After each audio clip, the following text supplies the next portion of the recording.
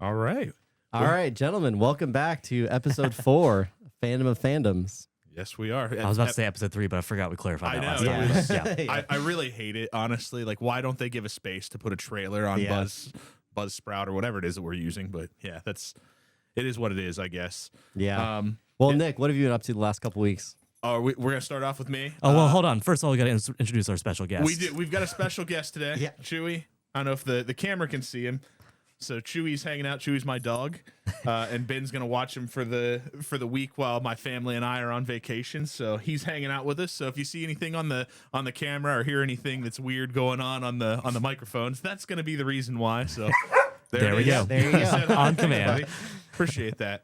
So yeah, we got Chewy here as our special guest. You want me to talk about what I've been up to for the last week, or when you guys Please want to do. start us I'm off? dying to know. Actually, it's been 2 weeks. Yeah. So last night, I'll just start with that. I went and saw Superman. Oh, yeah. So it is literally release day for Superman as we're recording right now. So that's pretty awesome. But yeah, was able to go out and catch a 10 o'clock showing, which is kind of late for me now that I'm in my 30s. I feel like finishing Right. something around like midnight. I'm surprised I stayed awake for it. I do have some thoughts, but I want to keep this spoiler free because I know you guys are going to want to go and see it. Absolutely. Yeah, I'm thinking I'm going to go this weekend. I have unpopular opinions, I think, because it is widely celebrated and loved, and I'm not gonna say I don't hate it. I'm gonna put it there, but it doesn't it's got. If you look at Rotten Tomatoes, it is rated as like one of the top, if not the top, superhero movies to come out ever, and I just don't think that it lives quite up to it's good. But it's not like, man, this changed my life. Like, I'm gonna remember this forever good, for me at least. But that's my opinion.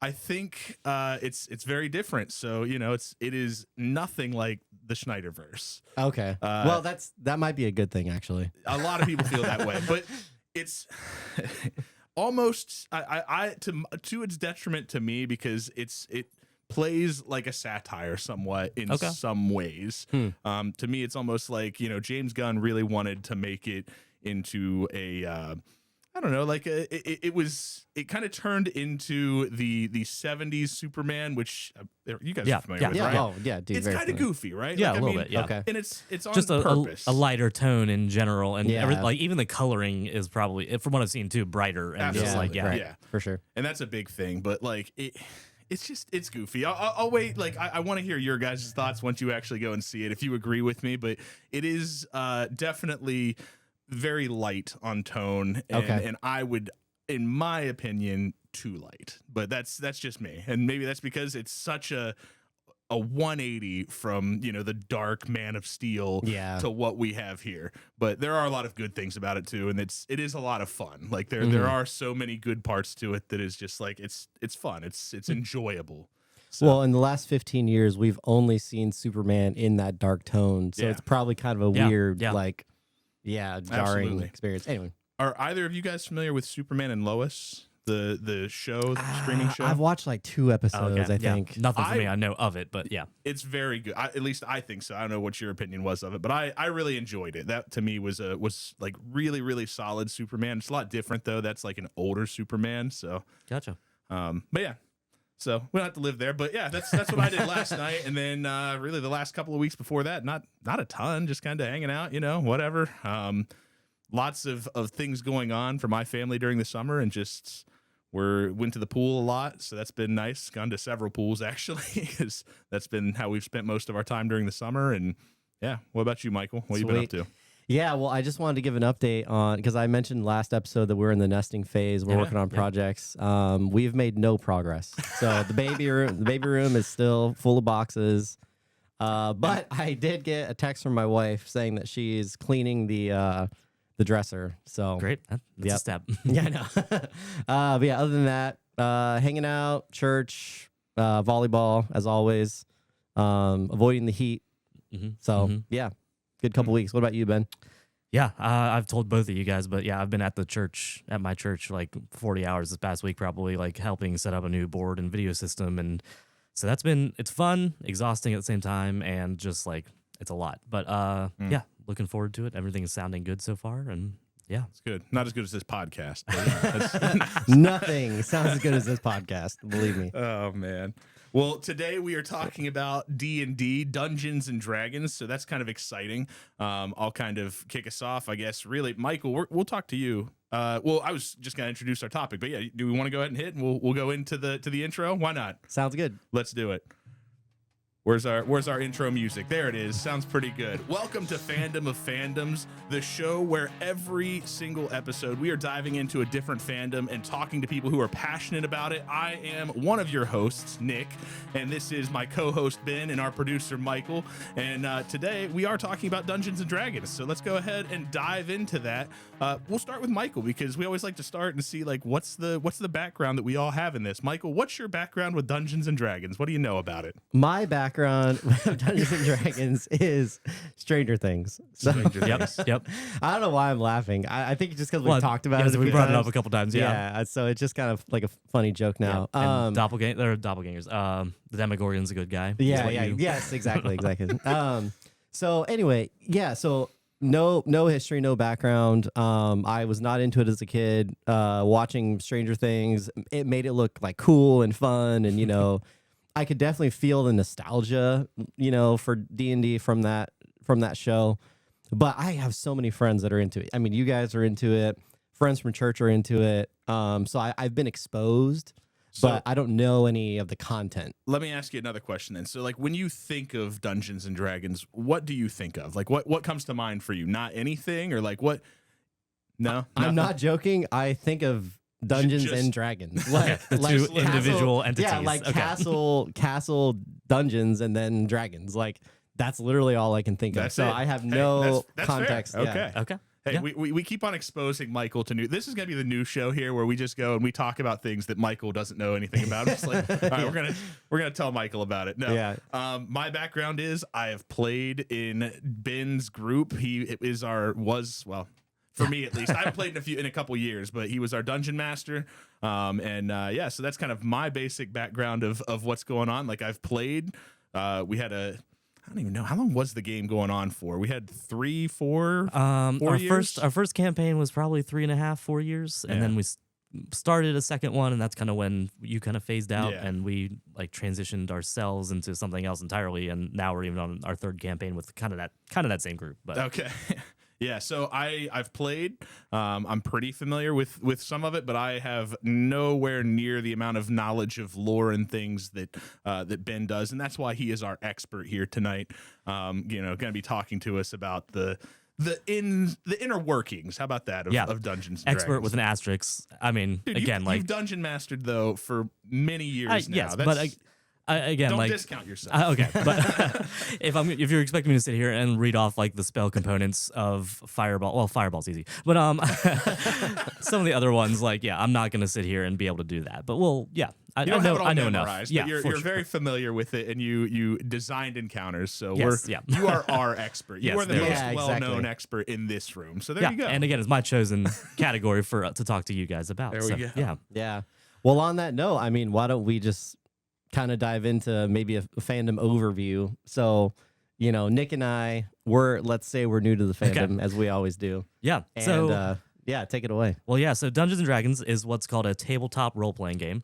So it's a board game of some sort where, again, like the role-playing comes into it where, like you, the person, are expected to be a character yourself and like dive into it more than just like rolling a dice and like moving spaces on a board. Like there's parts of that, but like outside of it, there's like your personal component where you are going to become part of the story.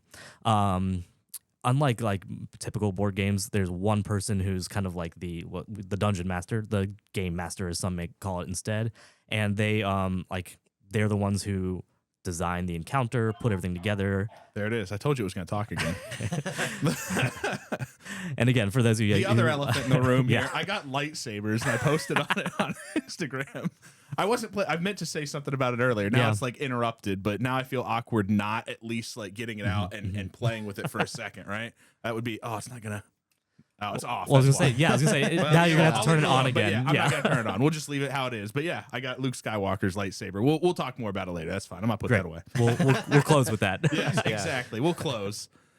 Sorry, you were talking about just the basis of D&D. Yeah. So yeah, and it's also Dungeons and Dragons has also been around since like the 70s. 1974 is what Yeah. we got down here Great. by Gary, is it Gygax. Gygax and Dave Arneson. Yep. Yeah, so they evolved it from other they're like war games were really big back then, so like, controlling factions and stuff like that, and then they kind of split it off into like, what if you were playing just one person instead of like a whole army? And so that's kind of like where it originated. Yeah, we were talking about like the game master again, like kind of different from normal games where they sit outside of the players and they aren't always a person in the game. They are all the other characters that aren't the player characters, which is like if we were playing right now, I would be the game master and you guys would be player characters. So you guys would only be in charge of yourselves, your own armor and inventory and actions that you want to take, that sort of thing. And I would kind of build out the world around you guys. That's pretty cool. So then, okay, so world building. Why don't you talk to us a little bit about the format of the game? Yeah, so the game itself takes place in, I like to call it 3 different phases. There's the role-playing phase, which is, it's in the name, and that's, you're going to be in a town talking to someone, trying to buy things, or you're going to be trying to get information from a character about whatever your quest is, or, shakedowns, that sort of thing.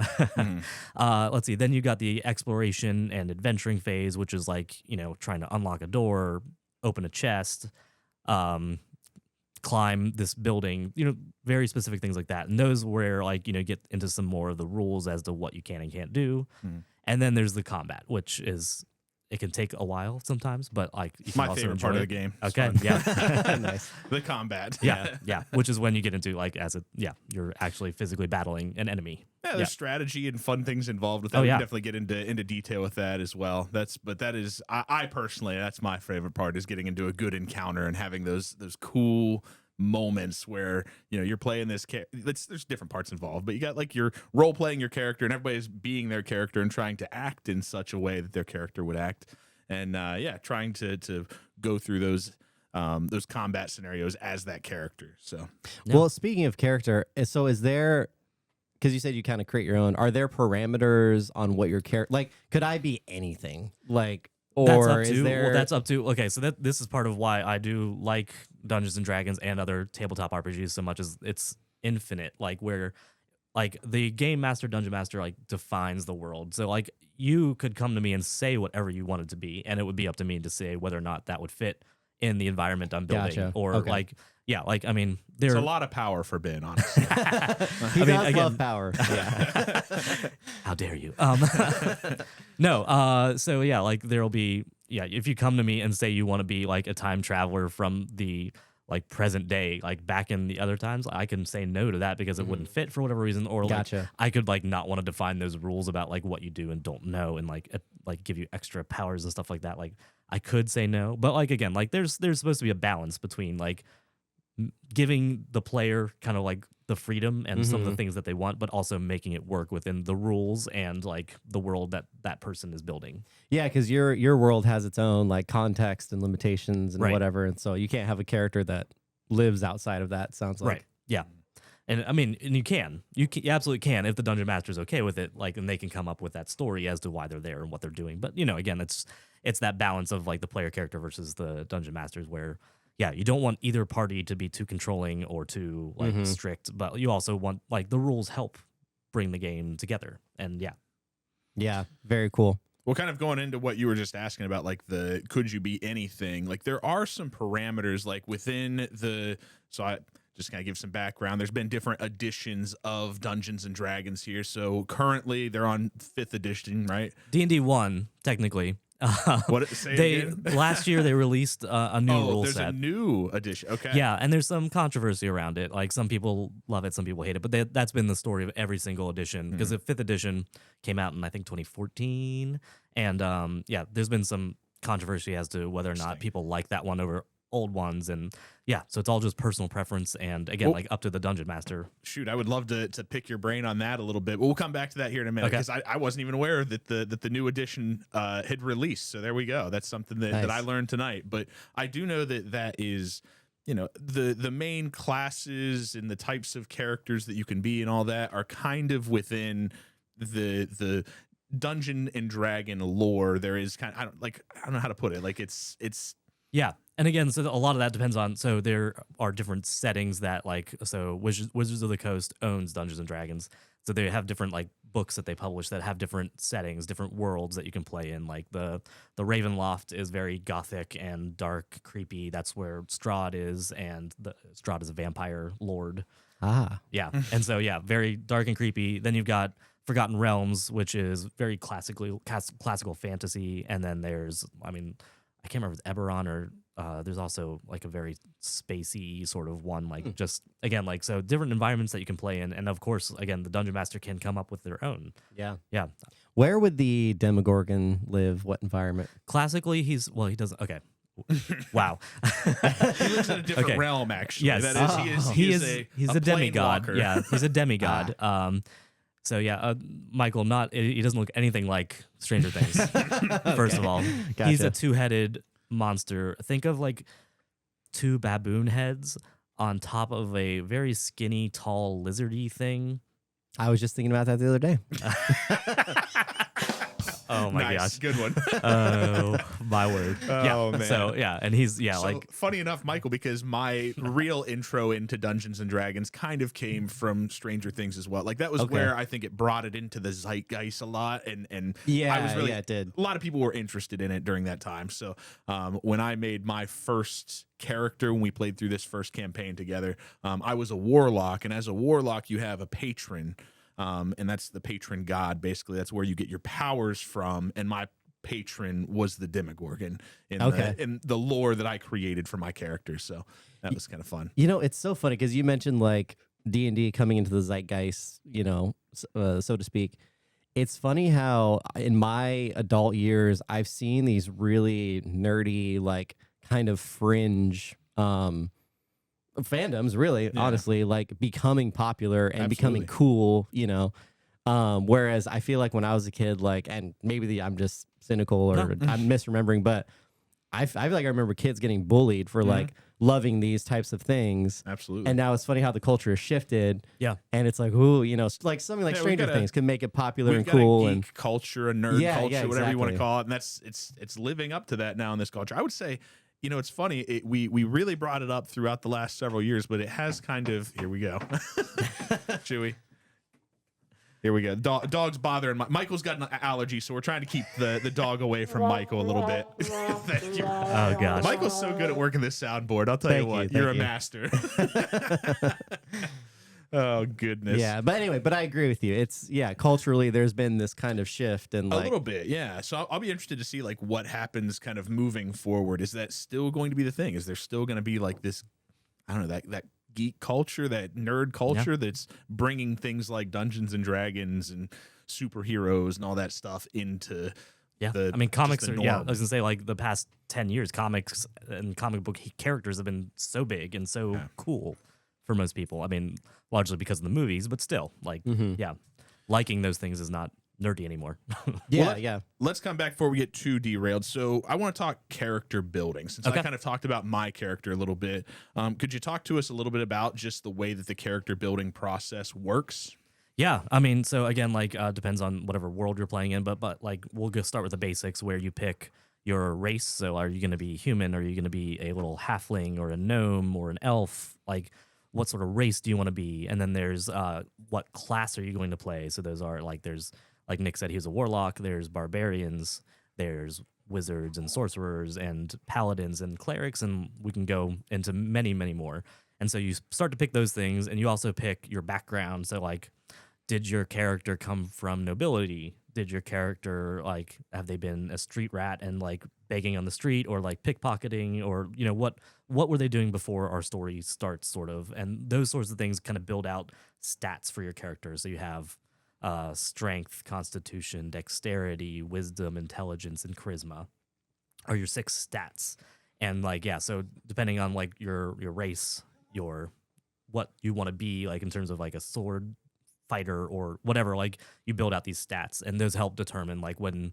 So ultimately, we haven't even talked about the dice at all, which the dice are a huge component of. And for our YouTube watchers, I don't know. We have a whole setup here on the table. So there we got we have dice. We have some of the characters. We have, it looks like a world like map here. So anyway, sorry, keep talking. Yeah, about no, dice. you're good. Yeah, so the dice we have, like I said, we haven't talked about. The dice like help determine the game, and they add some randomness to the game, which like some people might be frustrated by, but at the same time, like any game, you know, there's dice to roll or chance things that happen, and so yeah, when you want to do something, you roll a dice and you add a modifier depending on like your stat. Like if you're really strong and you're trying to break down a door, you get a bonus. If you're weak though, you get like a negative to your roll. And so then there's like what's the difficulty challenge, which is what the dungeon master like has in their mind or written down, like how hard it would be to do that thing. And so there's a number that you need to hit. Sometimes they share it with you, sometimes they don't. Depends on style of dungeon master. But like, yeah, like if you're trying to break down this door and it has a difficulty of 20 and you roll a 17, you need to have at least a +3 to your strength to be able to do it. Otherwise, it doesn't open. Like Everyone's things like favorite that. subject, the math part of it, where you math. add the numbers together. Yeah.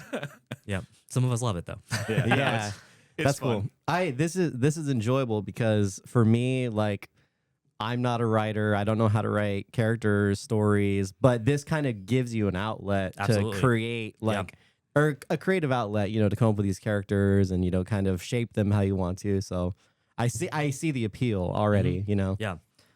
Well, let's move on to our next segment here. But before we do that, let's take a quick break. And we're back from that really quick break to take Chewy outside so he could pee. So there we go. That was wonderful. Okay. Yep. No, let's go ahead and get back into it. We are in the why this fandom means so much to our guest. In this case, Ben. Why don't you tell me, or tell us, I should say, why does Dungeons and Dragons mean so much to you? Yeah. So, I mean, like, Nick, you know that, like, I love board games in general, and those are, like, one of my favorite things to do and talk about. And this takes it to, like, a level beyond, like, a board game where, again, you just have so much flexibility and, like, it's infinite in terms of replayability and where you can go and what you can do. And so there's social aspects of it. It's cooperative. Like, people like to think the dungeon master's like the enemy sometimes, but the truth is, like, we're all working together to tell a story. And so the dungeon master's just in charge of the conflict sometimes, and so it feels antagonistic, but at the same time, like, it's what makes the story.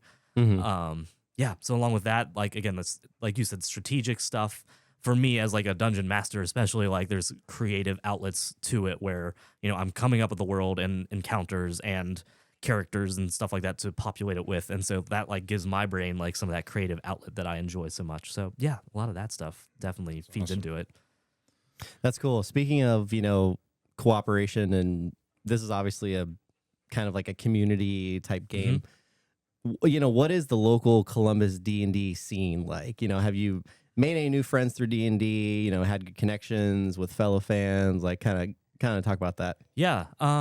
So I don't know about, like, the D&D scene. I can tell you, like, as far as I know, like, it's like we were talking about earlier, it's big a lot of places right now, just in general, and among friend groups especially.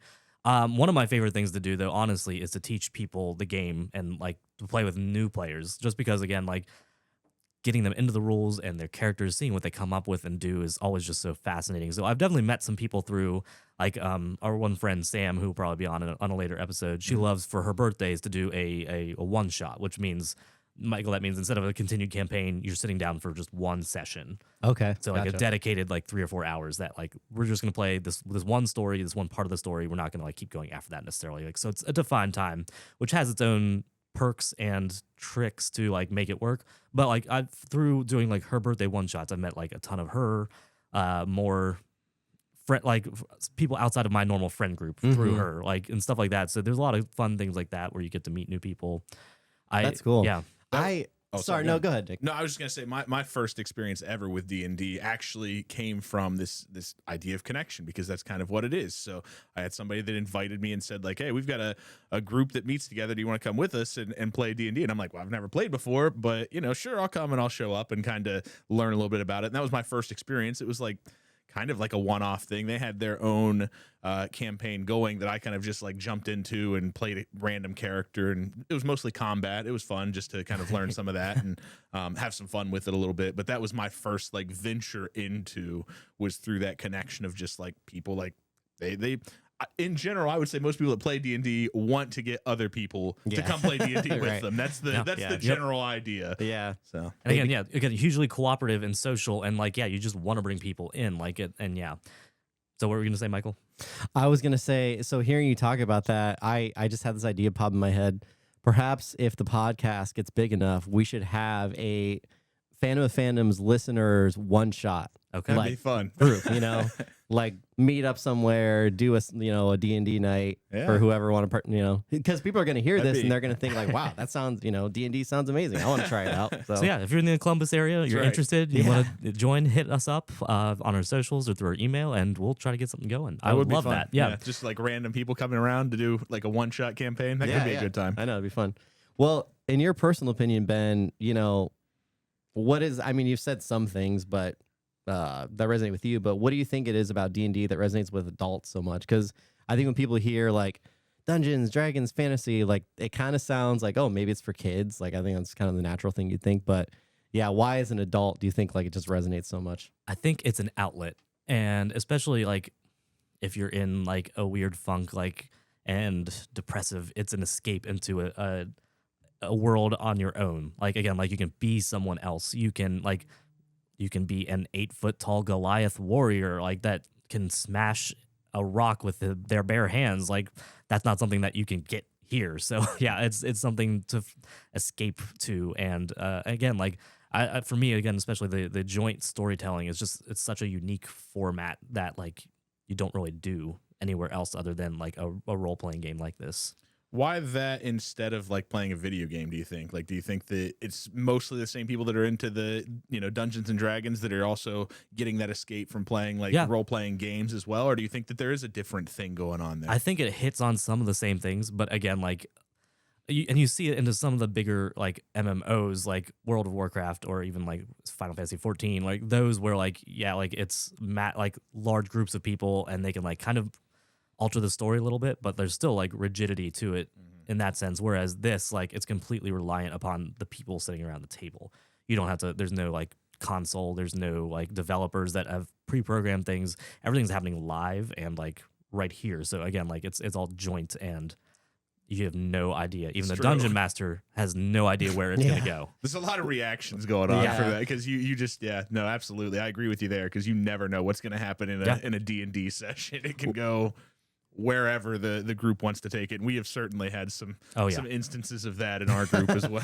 Well, I think too, you said like the people around the table, that's what's attractive about it to me because I'm kind of a people person. Like I'm not much into video games. I know with video games, you can obviously play with other people and there's a lot of community there, but I think being in person, around a table with other people like that sounds attractive. Absolutely. So.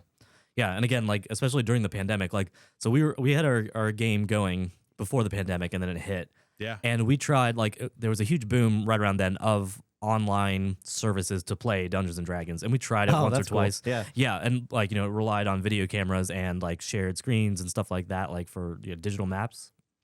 And they have huge followings. It was cool, honestly. It is really cool. But like for me, the thing I missed the most was just being around the table. Right. Like not to mention like technical glitches and stuff like that would get in the way and disrupt it. But like, like being around the table, there's something special about it. Absolutely. Yeah. Well, speaking of disruptive things, what is your biggest pet peeve as a dungeon master? Hey, you stole my question. No, I guess I should have labeled whose was whose. Yeah. No, that's all good. No, the problem that I usually run into is when a person isn't like invested in what's going on. And again, like, 'cause it is like a joint thing and you can just tell when someone's checked out or like. And that's how I got kicked out of the group, Michael. No, but again, genuinely, and again, especially as the dungeon master, think of it as like you're a teacher, Nick, and like talking to students who are just like staring at something else and like completely not like in your discussion or whatever like that. It's just like one of those things where like, okay, like I feed off of you guys, and like if I'm not getting something back, it takes away from the experience of not just me but the other players, and and again, like it's supposed to be a casual thing. So like there's boundaries to like figure out and things to work with. And again, like it's supposed to be a relaxing thing too. So you don't want to be super strict and like, hey, no phones. We're going to sit here and talk to each other and zero distractions. I might do that. I mean, I'd be the type to be like, Well, You and know- there are dungeon masters and people who run games who do that, and it's just Yeah. again like, so yeah, we're going to talk about like getting started in Dungeons and Dragons in general, and like that's one of those things where like every table is going to be different, every group of people.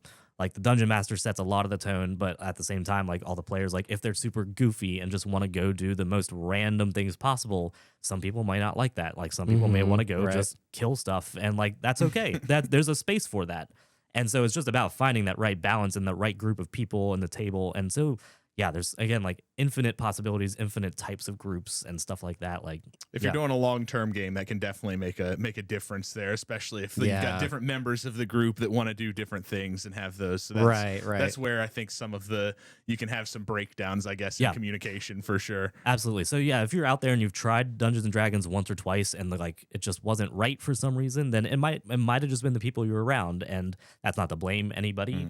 But like it takes the right dynamic for each person to figure out what's best for them. Yeah, absolutely. Yeah, that makes sense. I feel like I keep on saying that word, but yeah. I say it's true. I say I for agree. sure, For sure. absolutely. Like That's right. Like it's our favorite word on Fandom of Fandoms. Yeah. Let's give us. This is a good question here. I think it was Michael's originally, but I think we took this and we are going to make it into a continuing segment when it comes to just any fandom, the elevator pitch. Okay. If you were trying to convince somebody to get involved with Dungeons and Dragons, what's your quick, like 2 to 3 minute pitch that you would give to them? Okay. Yeah. So if you like just telling stories and just escaping from the real world and just like sitting around a table with a bunch of people and laughing and having just like the most interesting times and going places that you never would have imagined, Dungeons and Dragons is for you. You don't have to get bogged down and like trying to learn the rules, or like, I don't know, like you can make the most plain character if that's what you want. You can be a human fighter with like the most basic stats or whatever. Like a human sounds very plain. Yeah, and they are, and in the D&D world, they absolutely are. When you can be something covered in fur or have horns and stuff like that, like it's pretty boring. But like they have their place. And if you play a human out there, good for you. But you don't get dark vision. Thank you. Oh man, Which that's very much a D&D joke where whenever you like the dungeon master says like you. So you enter a very dark cave. Every single person around the table says, "I have dark vision," which means you can see like 30 to 60 feet further. Yeah, that's really funny. Oh man, funny. So, anyways, so if you are into that sort of thing, like Dungeons and Dragons absolutely can be for you. And again, like a lot of it will be finding the right group of people, and so you might it might take some trial and error, but it's always worth a try. Well, so yeah, that's great. Yeah. So let's say someone's listening to this now and they think like, dang, I do want to try playing a game. Like, how do you even get started? If you're a newbie or just you want to look into it more? Yeah, the hardest part is finding a group for sure. And I mean, there are apps out there for it. You can do it like we were saying. Roll20 is an online platform where you can play it and you can find other people who play it on there. So you don't have to be physically in proximity with them. You can try it online, and that might be a safer barrier for you. It's finding a group is the biggest thing. And every group needs a dungeon or game master, because like really the dungeon game master, it has to be the only one who like knows the rules. Everyone else should have a basic understanding of it, especially when it comes to their character. But like you can work a lot with the dungeon master, game master, or whatever without like Michael. We could play right now, and you wouldn't necessarily need to pick up a rule book. It would just rely on me to know. Like I act like the computer in a video game almost, like where I tell you what you can and can't do, and define some of that. Yeah, that makes sense. What's your favorite, just off the cuff, what's your favorite encounter or scenario you've ever designed?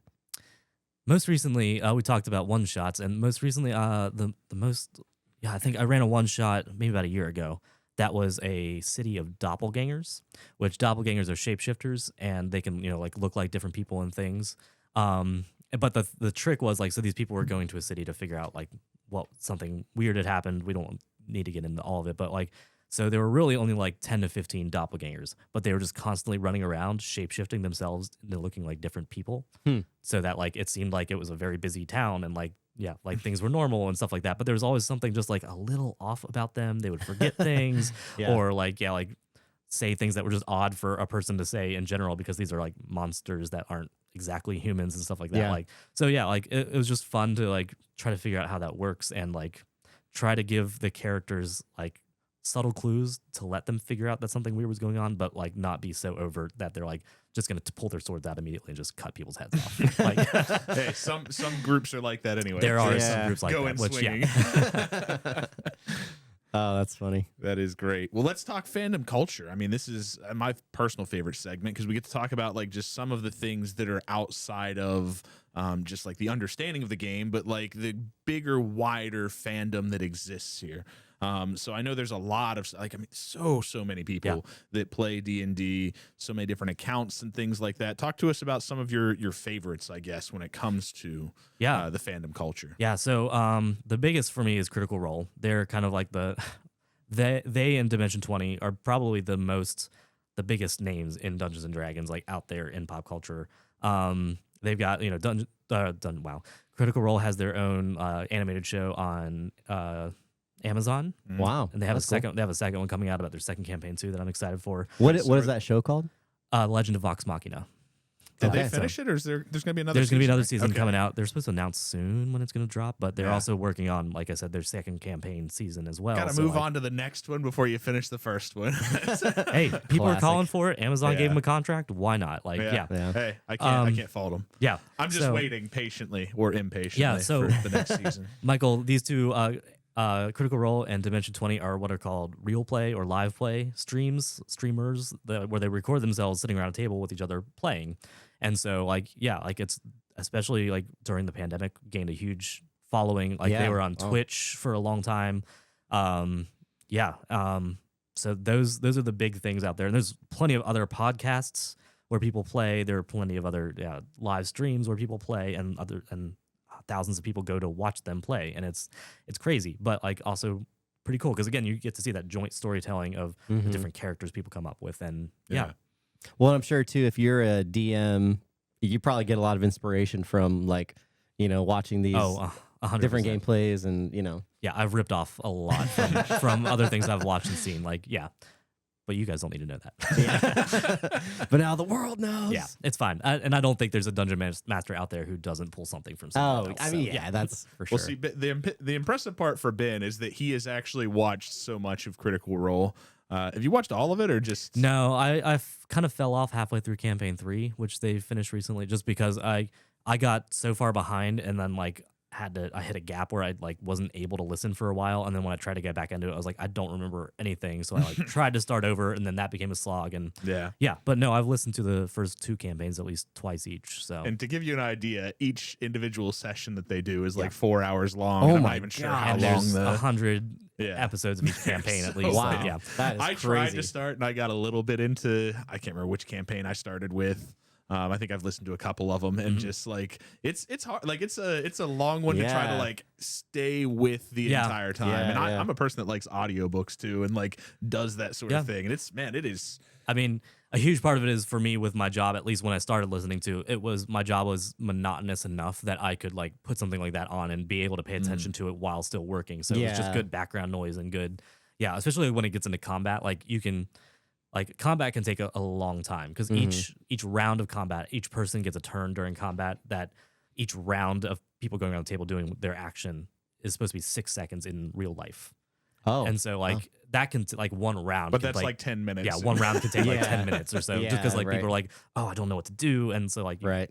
thinking and strategizing and stuff like that. So it takes a little bit of time, but like yeah, and so that's like definitely a good spot during those podcasts where you can be like, okay, I'm not entirely paying attention because I don't need to listen to their thought process necessarily. Yeah.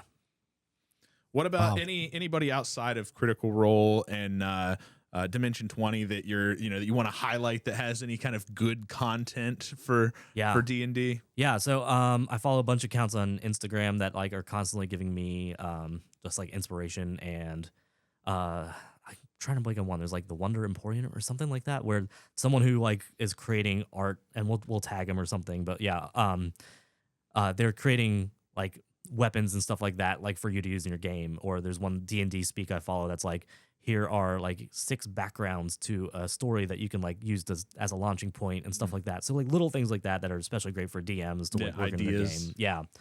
Yeah. I'm also super into like, as you can, if you're watching like miniatures in the game, which aren't a required component. You can play completely without them. But like for me, there's just such a cool part of like things they can go buy and paint and like work on. So miniatures are huge for me. And there's a bunch of people out there who's super into like painting them and like giving tutorials on how to paint them and stuff like that. So wow. Yeah. So these that you have here on the table, which I'm sorry to our non-YouTube listeners, they Come can't and listen see. on YouTube, I guess. Yeah, watch this this on YouTube. So did you paint these? I did, yes. Oh wow. There you go. Yes, thank You you. get an Round of applause applause. for that, yeah. Love it. Yeah, they're very. It took a lot of practice, but yeah, it's fun for me to just sit there and like again, like I can put something on in the background and just do that. And Yeah, that sounds like therapeutic, you know, is. like Absolutely. I can see how it would be. I was. They had a couple different paint nights. I know that when I'm painting, I would need a big canvas. This like those small little intricate details. I just get frustrated. Yeah, for reference in the game when you're playing, especially with miniatures, a 1 by 1 inch square is supposed to be 5 feet. So again, like so like these small guys are only about 1 inch wide and about an inch and a half tall or so. Like so they're tiny. Yeah. Gotcha. Nice, very cool. Well, Ben, do you have a clip for us to watch? I don't know. Oh. Wow. I'm just kidding. No. Well, okay. Well, what I was gonna do, and we'll see how this goes, is so there's a clip out there of Deborah Ann Wall, who's a big in the D&D scene, and John Barenthal, who you guys would know from Walking Dead, and he's the Punisher, and like he's a big actor. Yeah. So they were on a podcast. I guess they were on a show together, and I think it's John Barenthal's podcast, but they were on a podcast, and he was talking to her about Dungeons and Dragons, and the clip is great, and we'll link it. But it's like her talking about D&D to him, and again, like very new to the whole world, and he had no idea. And she said to him, like, "Well, do you want to play?" And he said, "I don't know. Like, I'd be interested sometime." And she's like, "No, I mean like right now." Oh. And so that's something that we can do. So like one of the things I was going to ask is, Michael, like if like Nick's played a couple different characters, but Michael, if you were going to play a character, do you have any idea what you would want to be in general? Oh gosh. But like, and I Oh can, my and again, gosh. this is me as a DM here to help you. So like, Yeah. do you want to be more like a magic caster? Do you want to be like more of a like physical tough warrior? Do you want to a mixture of both? I think I'd want to be a sorcerer, and that's probably because my love of Harry Potter as an adult. Well, so here's the question. Okay, there's 3 different magic classes. Okay. There are sorcerers, which means you're born with magic. Yeah, I want that. Okay, well, because there's also wizards where you learn magic, like you're a nerd. That's Harry Potter. Well, I guess Exactly, and that's what I was like. You're a wizard, Michael. No, and then there are warlocks, which as Nick talked about, like you get your gift, your magic from some otherworldly being. Yeah, I want to be born with it. Okay, honestly. great. Yeah. So yeah, you're a sorcerer. Okay, great. Sick. Let's see. Nick, where should we start? And again, like this, I didn't plan any of this, so you can see. We're going. I mean, the only thing that I'm familiar with there, you've got the map of Waterdeep laying right there. So that's a so cool Waterdeep town. in Forgotten Realms, Faerun, is like the capital city almost. Like it's the biggest city. Okay. It's the New York City of that world, essentially, but obviously a little smaller. Buildings aren't skyscrapers, etc. But okay, so I'm let's see. excited to see where this is going to go. I right now. know, man. My adrenaline is pumping right now. Okay, this is going to be very similar to something that just happened in my actual game, but like it'll be interesting to see how you go about this. Again, so I will help you figure out like what your character can and can't do. And I'm telling you what, I'm going to lean over and grab a D20 for you. The D20 is a 20-sided die, and that'll help you determine if you succeed or fail at something. Oh, Got sweet. him out there. All right. All right, All for right. our non-YouTube watchers, I've got the dice in my hand. Thanks for that update. Okay, so you're out in market one day. Like it's a big bustling market. There are stalls everywhere. Can it be a farmer's busy. market? Yeah, essentially it is. Okay. All markets in this world are essentially farmers markets. Okay, perfect, like perfect, stalls everywhere. There's fruit and vegetables. There's people selling things they made like Focaccia bags. bread? Sure, focaccia bread. Okay. You're the best type of D&D player. I love it. No, okay. So you're out in the stalls. What do you think you'd be looking for at a farmer's market? Focaccia bread? So I'm just gonna give a quick side note. My wife and I go to the Worthington Farmers Market every Saturday. I mean, religiously we go, and we started walking there. Now the weather's bearable, and there's a stand. They have focaccia bread that's just unbelievable. We've gotten it multiple times, and we're trying to kind of watch our diet now. With the baby coming, but so I haven't got it last few weeks, but Okay. man, well, here's the thing. In this world, you don't need to worry about calories or carbs or anything like that. I've got a craving right now that only what's it called? How do you say? Focaccia bread. Focaccia bread. Like with a P? Pho. No, pho. Focaccia? Have you never heard of focaccia bread? No. Okay. Is that really weird? Like, I don't know. I thought it was pretty popular. It's kind of a trendy hipster thing, I guess. But like, yeah. You guys are always cooler than me, so I don't know. Okay. Anyways, okay. So you're out looking for some focaccia bread. You're at a baker, and you're haggling with this guy. He's mid-50s. He's a little bit heavier. He's balding a little bit. All right, I can give this to you for 3 gold. What do you think? Heck no. Oh, I'm giving you half. you mean 1.5 gold? No, 1/2 gold. Half. He's gonna cut it in half. I'll give you half. Yeah, we'll give you half a little bit of I that. have one. Okay. Yesterday's bread. No, I'll give you one. I'll give you one. All right, so this is where what we do is you roll a persuasion check. Okay. So what you're gonna do is you're gonna roll a d20. right. Sorcerers would have a high charisma, so go ahead and roll. We'll see what you get. Here we go. I'm gonna say add 2. Oh, well, heck, you got an 18, so plus 2 puts you at what's a non-natural or a dirty 20. And so you finally relents. All right. It's 2 days old anyway, so you can have it for a gold. Yeah. So as you get out your purse and you go to get your coin purse and you notice it's missing. Uh-oh. And you remember a couple minutes ago, like someone bumped into you. So what do you do? I enact revenge. Okay. I'm going to find this person and their whole family. And Okay. wait, what is Liam Neeson's monologue in Taken? You have a very particular set of skills? Yeah. Okay. Yes. Great. Sorcerer Great. skills. What do you do with the bread though? You just gonna take the bread? Oh, I'm gonna eat it. Okay. I'm Well, but how are starving. you going to pay Yeah, for it? where's the No. I'll come back for it. Okay. I'll ask him to hold it for All me. right. Yeah. So, okay, well, I'm going to have you roll a history check or an intelligence check to like see if you can remember what this person looked like that bumped into you. Okay. All right. Here we go. What'd you get? 15. 15. Pretty good. Okay. Okay. So you seem to remember they stood out to you because they were what's a tabaxi, a cat person. So like 6 foot tall humanoid figure, but with like fur and claws and like, the face of a cat. And this one particular looked like a leopard. So like tannish with spots and everything like that. And you don't see a ton of them around here. So it shouldn't be too hard to find. Okay. So what are you going to do?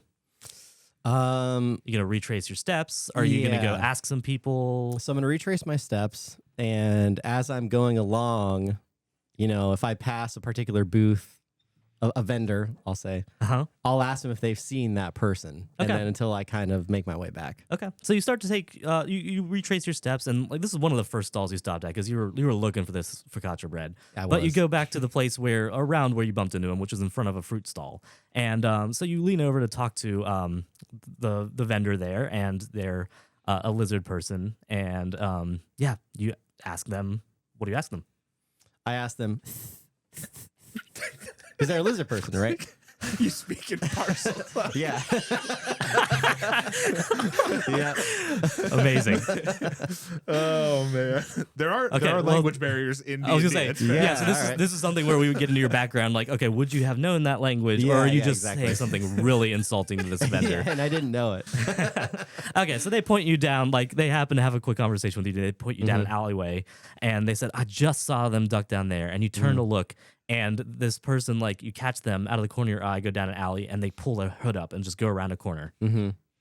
What's the move? I think at this point, I would need to explore as a sorcerer what spells or things I can cast. Yeah. Because if I had like a freeze spell, I could freeze them in their tracks. call. I would do that. I like how you're making the wand movement. Great. Yeah, I did. For our non-YouTube Or listeners. staff. Yeah, there are plenty of Yeah. ice-like spells, and my mind is going blank right now. Mhm. But for the sake of it, let's roll and see if your spell is effective as you try to catch them right around they turn the corner. So All right, here goes my roll. Oh, that doesn't look good. what I we got got? an 8. 8? I got an 8. Yeah.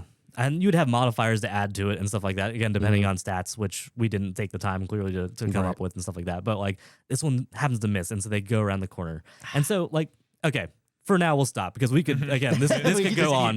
We could this could keep going on. But like so yeah, it's now you got to figure out what you're gonna do. You're gonna run after them. Are you gonna try to get people to help you? Like so again, like we've just barely scratched the surface of what you can do. Could go into combat if you caught the person. Oh, like, yes. That's what I want. Yeah, that's right. Combat, that's right. I can already tell, you're a murder hobo, aren't you? So murder hobos are people who just cut first, ask questions later. So he'd be the fighter or the giant, what I was, my second campaign there. Yeah. Hulk smash everything. Yes. Nice. All right, well, hey, that was great, Ben. That was great. That was barely anything, but yes.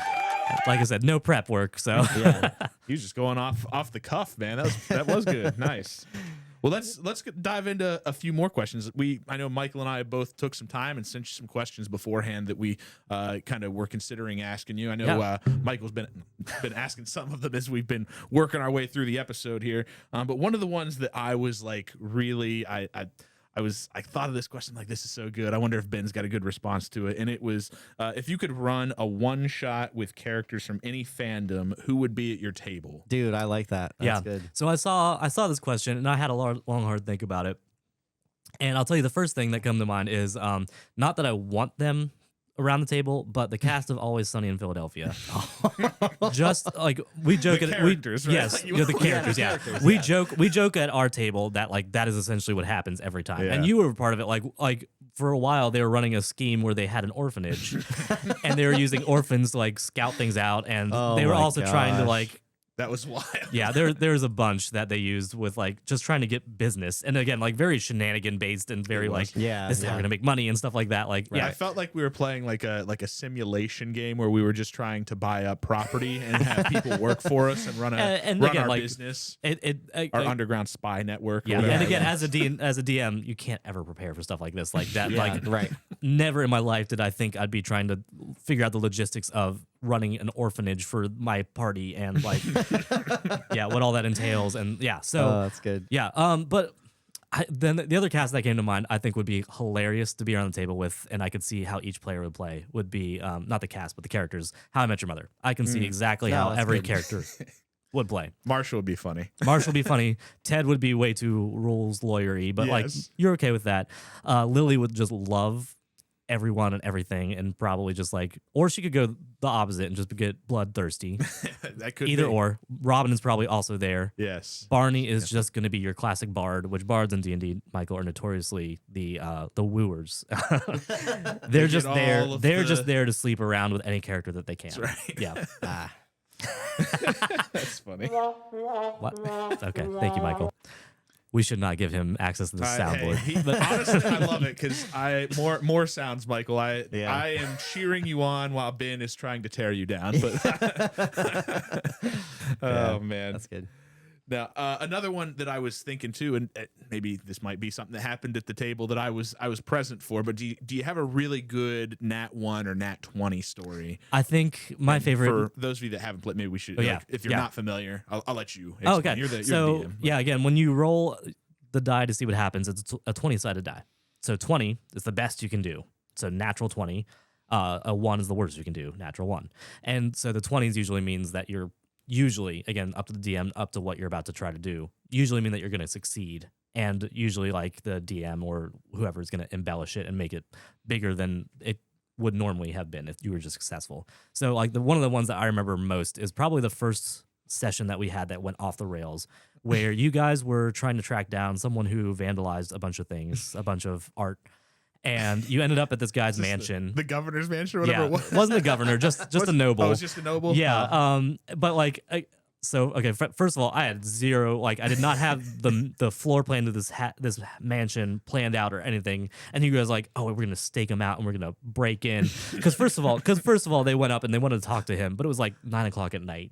And they're like, we demand to speak to this guy. And his guards are like, no, like, And so I remember parts of this story, so I want to see what your memory of it, because I remember the actual what happened a little bit once we got inside. It was chaotic. Yeah, but yeah. So first of all, the whole party was mad that they weren't just gonna be allowed in to talk to this guy, and no, he's not gonna say he wants to talk to a bunch of strangers at 9 o'clock at night when you're trying to interrogate him about a crime. That's not something that happens.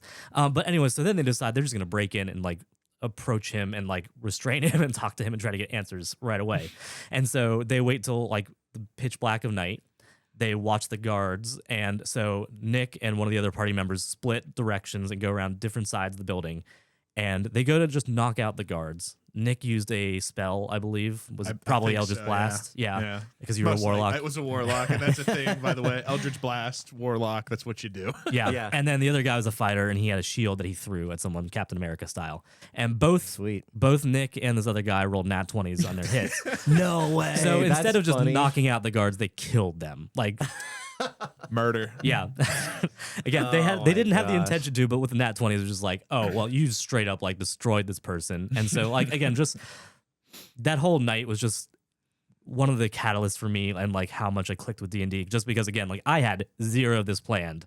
And you rely on the dice to tell so much of the story and just be oh, well, that's obviously going to be successful, and it's going to be more than they intended because it's going to be funny, and we're going to have a good time with it and stuff like that. And so so that whole night again, just culminating in those 2 nat 20s, get inside, it was good. We Wow, were that's successful. amazing. We met our goal and interrogated the guy. And I feel like it was even it wasn't.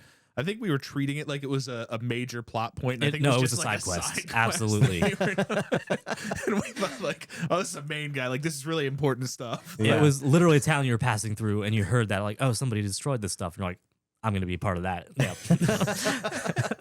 Let me insert myself. Hey, I think our assumption was Ben wouldn't tell us that they destroyed this thing unless it was important. We need to go figure out what's going on here. Yeah, that's fair. Yeah, I totally get that. Just world building. Man. Yep. Wow, that's awesome. Sorry, go ahead. No, you go ahead. No, I was just going to say that kind of answers one of my other questions, which was have you had to scrap a whole session based off of where the players went off the rails? I have learned as a DM that I do not need to over prepare, because anytime I over prepare something, I will sit there, you look at this map in front of you, I will sit there and figure out there's hundreds of buildings here. I would figure out what 20% of them are, which is a lot. But and you guys would visit 2 of them maybe. So to sit there and over prepare, there's some benefit to it, but at the same time, why should I put that much time and effort into figuring it out if you guys will never see it? Yeah. So exactly. what are you using to figure out when it does go off the rails and to a place that you never even intended? I mean, are you trying to bring the players back in, or are you just trying to make it up? And if you are making it up, how are you able to just make up this story off the cuff if it's just completely away from what you intended it to be? It really depends on the context. If it is a major plot point and I'm trying to get you guys there so that we can proceed, then I will find a way to connect it. Mm-hmm. Yeah, right. Otherwise, I'm all here for the improv and just seeing where you guys take it. And it seems like there's a ton of improv throughout. Mm. That's cool. That's Absolutely. Fun. Yeah, I actually put that question out on so that question I just asked you, if anybody had a good chaotic story that had to do with just people, the way that the dice rolled and what happened, most chaotic thing that happened. I think I put it on Threads, and somebody told me that they had a player roll multiple nat 20s and befriend a dragon that was supposed to be angry at them. Yep. So they were Classic. all of a sudden friends. So it was That's probably funny. supposed to be this big encounter. Yep. And turned into something different. So that was kind of funny to hear. You don't know. I think as the DM, to me, it sounds a little bit stressful, honestly. It can be. Yeah. How am I going to know how to respond to all of these different stimuli? And that's another reason why I enjoy it so much, is because it gives me that practice, almost that improvisation. Yeah. And just it's a muscle that I don't get to flex often, and it's a cool place to do it. Yeah. Well, that's so you're just tapping into all your creativity in that scenario, with the improv and the unforeseen circumstances. Yeah. And that's awesome. Well, you go guys ahead. keep Nick. doing it. I know we do keep doing it. Yeah. Sorry, we should have probably planned it better as far as who was going to ask the questions. I'm trying to. So to be honest, I talked a lot last episode. I was You intentionally did. trying You to did. like, I'm gonna back off and like not talk as much. So No, that it was my- great.